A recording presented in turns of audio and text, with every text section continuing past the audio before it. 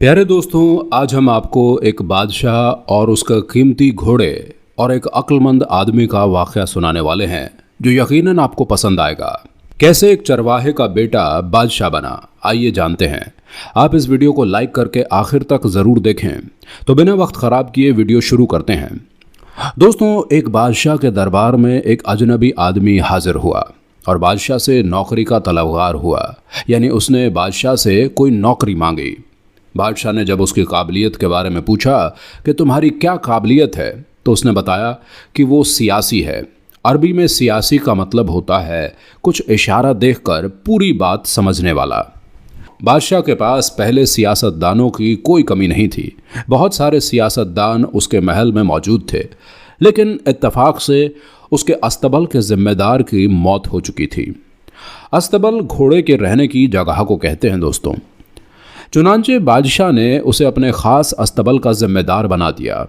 कुछ दिन बाद बादशाह ने उस शख्स से अपने सबसे अजीज़ घोड़े के बारे में पूछा कि ये घोड़ा कैसा है, तो उसने कहा कि ये घोड़ा नस्ली नहीं है।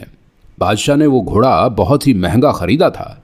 चुनांचे बादशाह ने जिस शख्स से वो घोड़ा ख़रीदा था उस शख्स को हाजिर करने का हुक्म दे दिया।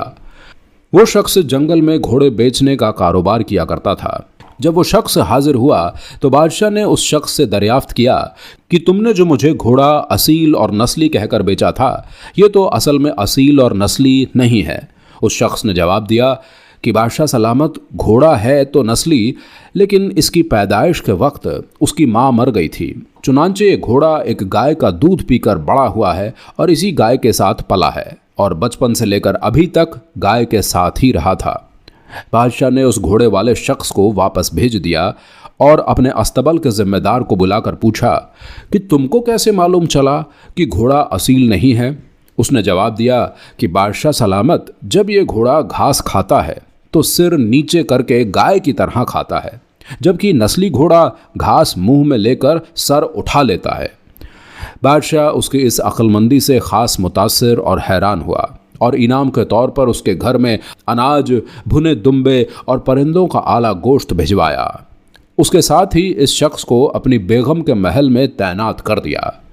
कुछ वक्त गुजरने के बाद बादशाह ने इस शख्स से अपनी बेगम के बारे में राय मांगी, तो उसने जवाब दिया कि इसके तौर तरीके तो मलिका जैसे हैं, लेकिन वो शहजादी नहीं है, मतलब किसी बादशाह की बेटी नहीं है।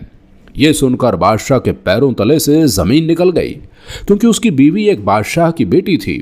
बादशाह ने अपने हवास दुरुस्त किए और अपनी सास को बुलाया और सारा मामला अपनी सास के सामने रख दिया।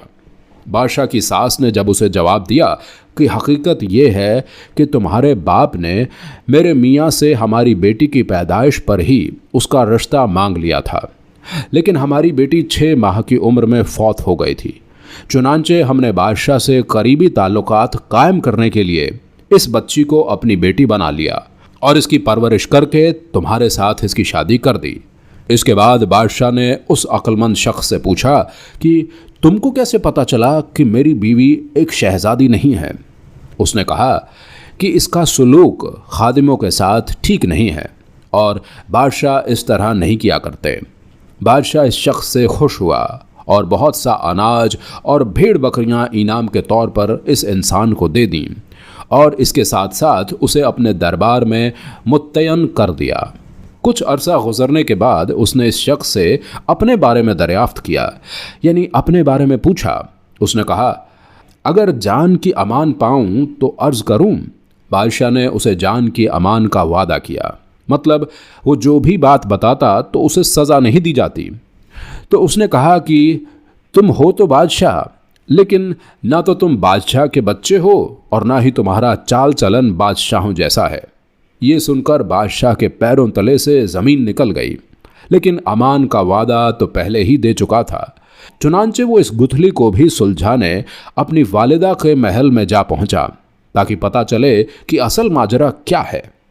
उसकी वालिदा ने उसकी बात सुनकर कहा कि हाँ, तुम बादशाह के नहीं बल्कि एक चरवाहे के बेटे हो।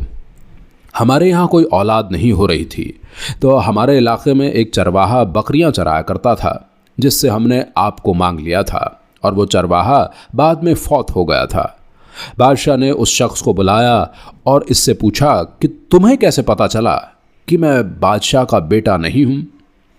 तो उसने बादशाह को जवाब दिया कि जब बादशाह किसी को इनाम इकराम दिया करते हैं तो हीरे मोती और जवाहरात की शक्ल में देते हैं, लेकिन तुम जब भी किसी को इनाम से नवाजते हो तो अनाज और भेड़ बकरियां और खाने पीने की चीज़ें देते हो।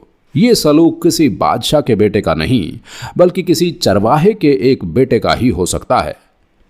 तो दोस्तों, इससे साबित होता है कि जो नस्ल होती है वो खून में शामिल रहती है। बंदा चाहे दुनिया में जिस मकाम पर भी चला जाए, लेकिन नस्ल कभी नहीं भूलनी चाहिए। दोस्तों, अल्लाह पाक से दुआ है कि अल्लाह पाक हम सबको दुनिया और आखिरत दोनों जहां में कामयाब करें। आमीन सुम्मा आमीन।